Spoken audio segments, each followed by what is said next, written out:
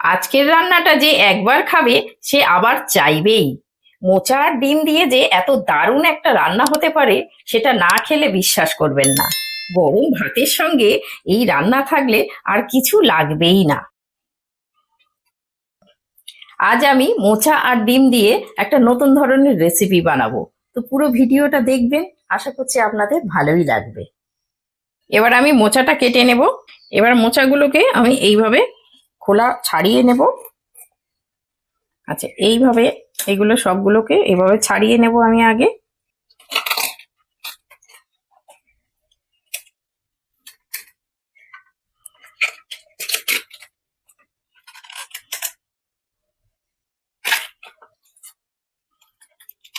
এই যে ছাড়িয়ে নিয়েছি, এবার কিন্তু আর এটাকে আর ছাড়াবো না, এটা কিন্তু আমি কেটে নেব। এটা আমি দেখাচ্ছি কি করে কাটবো। মোচা কত সহজে কাটা যায় দেখুন। এইভাবে ধরবেন, এইভাবে ধরে এইভাবে উঁচু করলে, একটু চাপ দিয়ে এইভাবে উঁচু করলে এই দেখুন সাদা অংশগুলো সব উঠে আসছে। এইভাবে এইভাবে সুন্দরভাবে উঠে আসছে। এবার এগুলো ফেলে দেবো। দিয়ে এইবার এই কাঠিগুলো একটা একটা করে এইভাবে টান দিলে ফটফট করে উঠে যাবে। মোচা ছাড়ানো কিন্তু খুব সহজ। অনেকেই মনে করে যে মোচা ছাড়াতে বেশ সময় লাগে, কিন্তু না, খুব কম সময়ের মধ্যে একদম দেখুন ঝটপট হয়ে যাচ্ছে। এইভাবে ঝটপট করে সবগুলোকে ফেলে দেব। এগুলো দেখুন আমি একদম পরিষ্কার করে নিয়েছি। আচ্ছা, এবার এগুলো কি করে কাটতে হয় সেটা একটু দেখিয়ে দেব। আচ্ছা, মোচা কাটার আগে একটু সর্ষের তেল এভাবে একটু হাতে লাগিয়ে নিতে হবে, না হলে হাতে কালো একটা দাগ হয়ে যায়। আর যেটা দিয়ে কাটবো, যে ছুরি বা বটি, তারও গায়েতে একটু লাগিয়ে নিতে হবে। এবারে এইভাবে একসাথে ধরে এইভাবে ছোট ছোট করে কেটে নেব। এইভাবে কেটে আমি সঙ্গে সঙ্গে এই জলের মধ্যে দিয়ে দেবো। এই জলের মধ্যে দিয়ে দিলে তাহলে এটা কালোও হবে না, আর এর মধ্যে যে কষটা আছে সেটাও বেরিয়ে যায়। আচ্ছা, এই যে মোচাটা আর ছাড়াচ্ছি না, এই যে উপরে যে একটু লাল অংশটা আছে এটা আমি একটু ছোট করে কেটে কেটে বাদ দিয়ে দিচ্ছি। এই একদম নিচের দিকে, গোড়ার দিকটা থাকবে, কারণ এটা একটুখানি এইভাবে চেঁচে বাদ দিয়ে দিলে ভালো হয়। এভাবে চেঁচে ফেলে দেব। এটাকে ফেলে দিচ্ছি। দিয়ে এইটাকে আমি একদম ছোট্ট ছোট করে যতটা মিহি করা যায় এইভাবে কুচে নেব। এইভাবে দিয়ে এটাও সঙ্গে সঙ্গে জলের মধ্যে দিয়ে দেবো।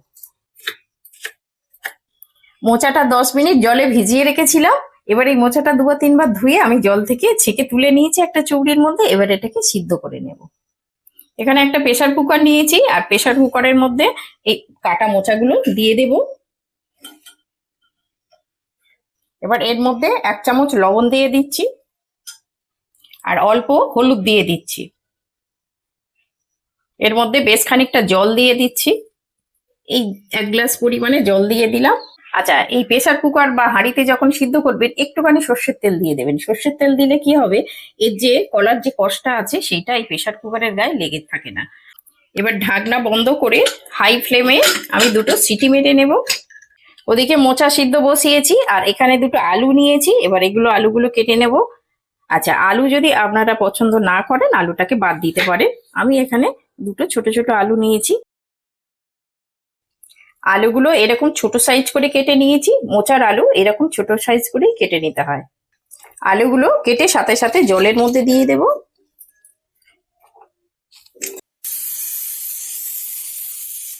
দুটো সিটি মেরে নিয়েছে। এবার আমি গ্যাস অফ করে কিছুক্ষণ রেখে দেবো এই হাওয়াটা বের হওয়া যাওয়া পর্যন্ত।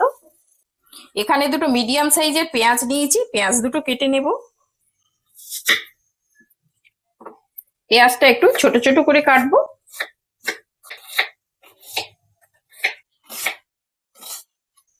পেঁয়াজটা কাটা হয়ে গেছে আমার।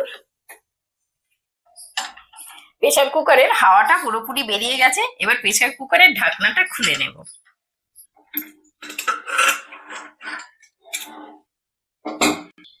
এবার একটা চুবড়ির মধ্যে ঢেলে এটাকে জল ঝরিয়ে নেব।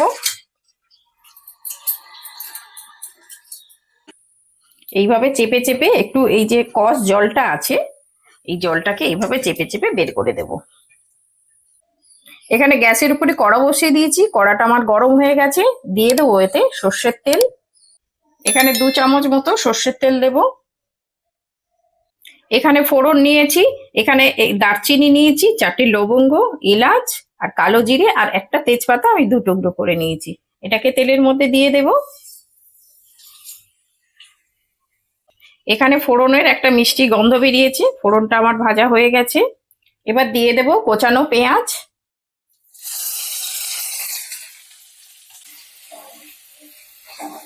মিডিয়াম আঁচে পেঁয়াজটা একটু হালকা করে ব্রাউন করে ভেজে নেব। এখানে 2টো মিডিয়াম সাইজের টমেটো নিয়েছি, এবার টমেটো 2টো কেটে নেব। টমেটোটা একটু ছোট ছোট করে কেটে নিয়েছি। পেঁয়াজটা হালকা ব্রাউন হয়েছে। এখানে হাফ ইঞ্চি আদা আর 4টে রসুন কোয়া একটু থেতো করে নিয়েছি হামানদিস্তে ফেলে, এটাকেও দিয়ে দিচ্ছি। এটা একটু কষিয়ে নেব কাঁচা গন্ধটা চলে যাওয়া পর্যন্ত। রসুন আর আদার কাঁচা গন্ধটা চলে গেছে, একটু কষিয়ে নিয়েছি 2 মিনিট। দিয়ে দেব কেটে রাখা টমেটোটা।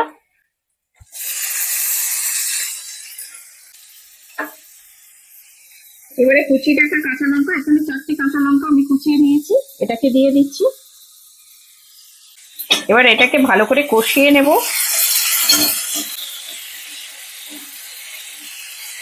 এই টমেটোটা গলে যাওয়া পর্যন্ত একটু ভালো করে কষিয়ে নেব।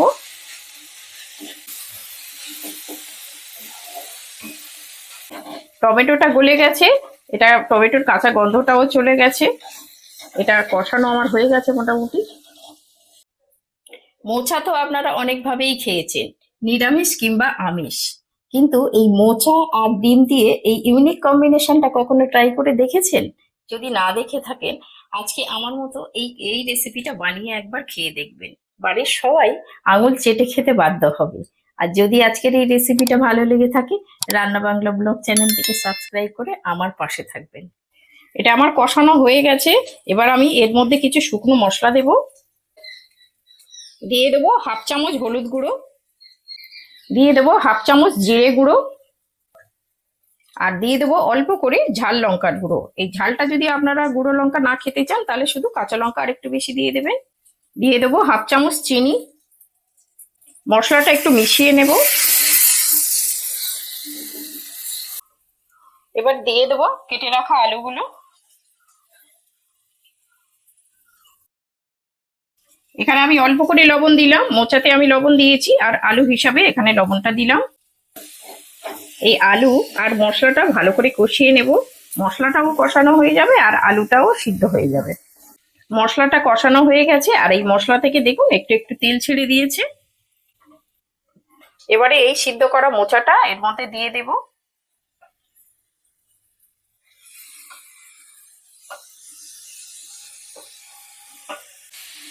এইটা ভালো করে মিশিয়ে নেব মশলার সঙ্গে।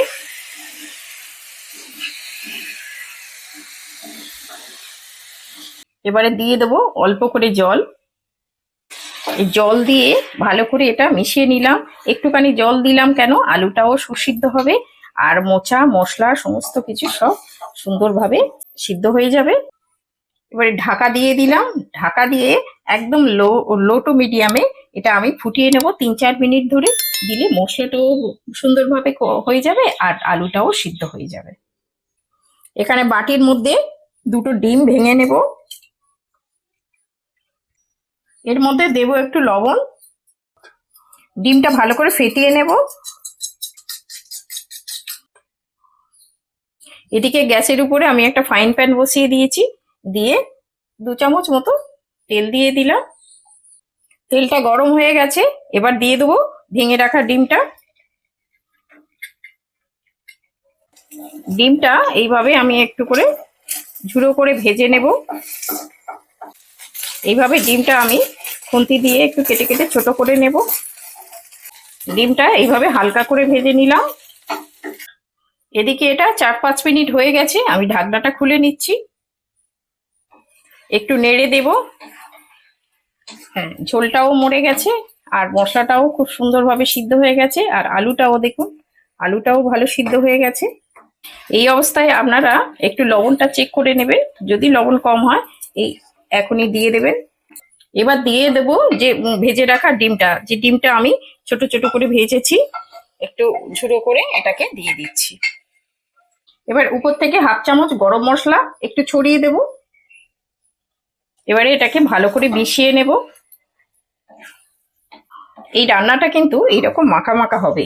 এই মাখা মাখা হলে এই রান্নাটা খেতে কিন্তু বেশি ভালো লাগে।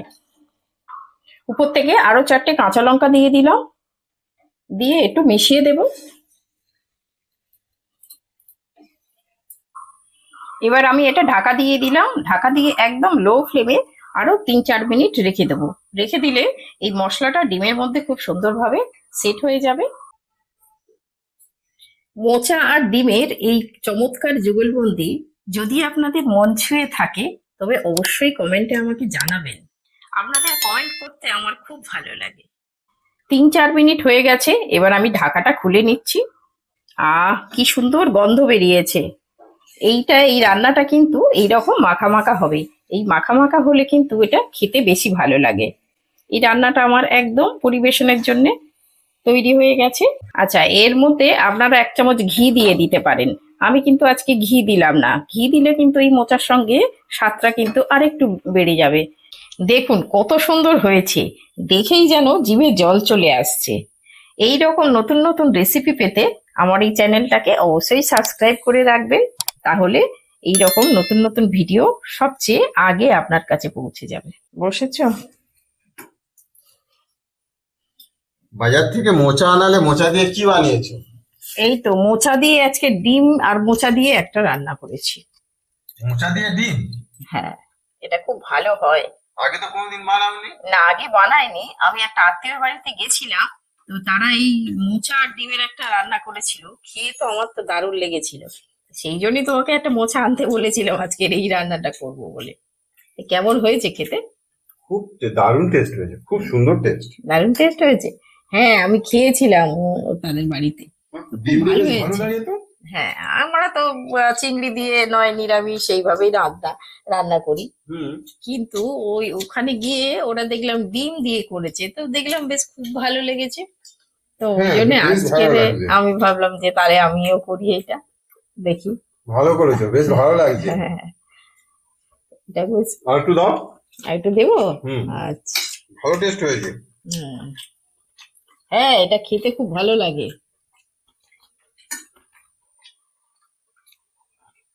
আর এটা গরম গরম ভাত দিয়েছিল, মানে দারুণ। গরম ভাতের সঙ্গে খুব ভালো। ওরাও বলতো যে, বলে ওরা রুটি দিয়েও নাকি খায়, তো খুব ভালো লাগে। হ্যাঁ, আমি তো এমনি চিংড়ি বা নিরামিষ খেয়েছি, হ্যাঁ, কিন্তু ডিম দিয়ে কোনোদিন খাইনি। ডিম দিয়ে আমরাও কোনোদিন বানাইনি, কিন্তু ওদের ওই রান্না দেখে আমারও ওদের কাছ থেকে রেসিপিটা শেখা।